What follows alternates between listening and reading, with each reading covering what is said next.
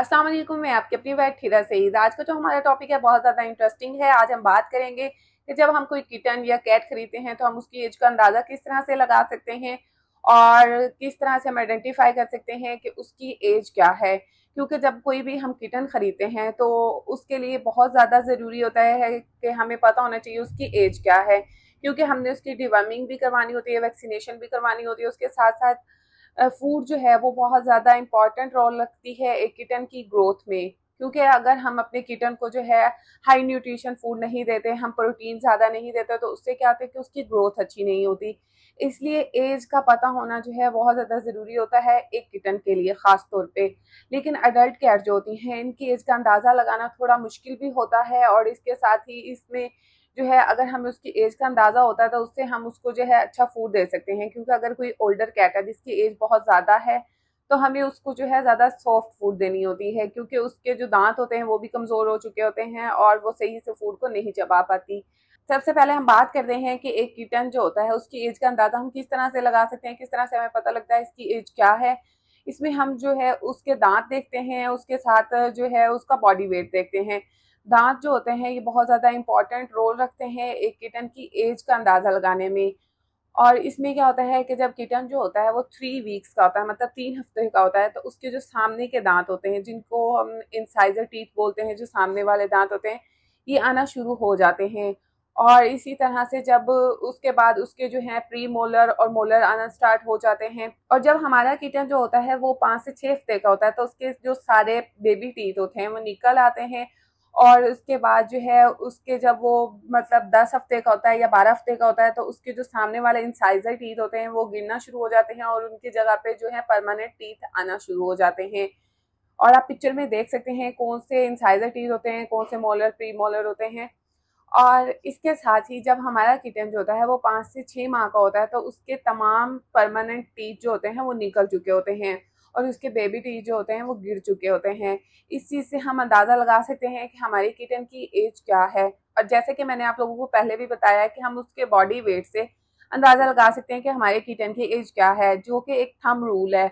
इसमें क्या होता है कि अगर आपके किटन की एज जो है वो 1 मंथ है तो उसका जो बॉडी वेट होगा वो 1 पाउंड होगा। अगर 2 मंथ है तो इसी तरह से उसकी बॉडी वेट जो होगा वो 2 पाउंड होगा। 3 मंथ होगा तो 3 पाउंड होगा। ये मतलब 6 मंथ तक आप इस तरह से अंदाज़ा लगा सकते हैं किटन के वेट से कि हमारे किटन की एज क्या है। लेकिन आपका किटन जो है वो हेल्दी होना चाहिए, मतलब उसकी ग्रोथ जो है वो अच्छी हो रही हो, तो हम उसके बॉडी वेट से अंदाज़ा लगा सकते हैं कि इसकी एज क्या है। और नेक्स्ट हम बात करते हैं कि अडल्ट कैट की एज का हम किस तरह से अंदाज़ा लगा सकते हैं।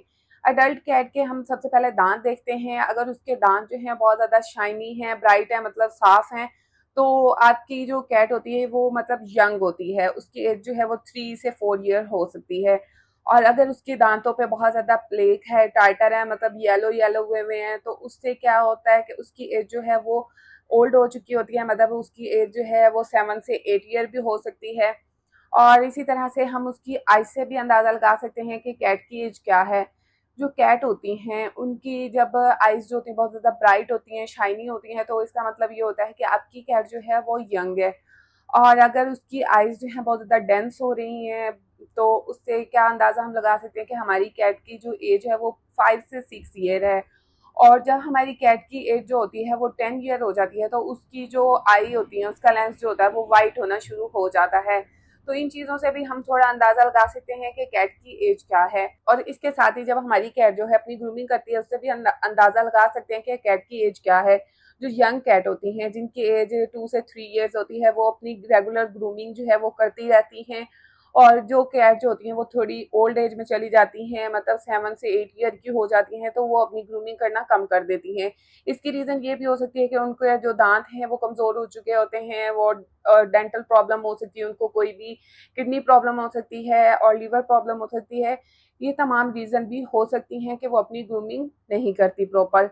और जो किटन होते हैं वो भी आपको पता है कि ग्रूमिंग करते रहते हैं।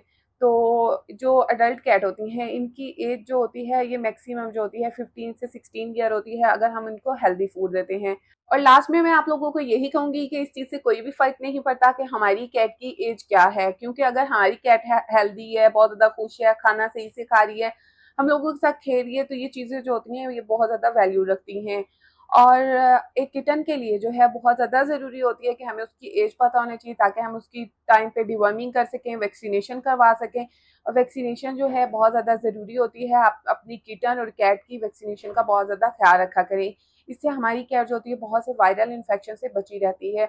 और आप लोग ये भी जानते हैं कि वैक्सीनेशन ही है जो कि कैट को वायरल इन्फेक्शन से बचा सकती है। कोई भी वायरल इन्फेक्शन का स्पेसिफिक ट्रीटमेंट नहीं होता।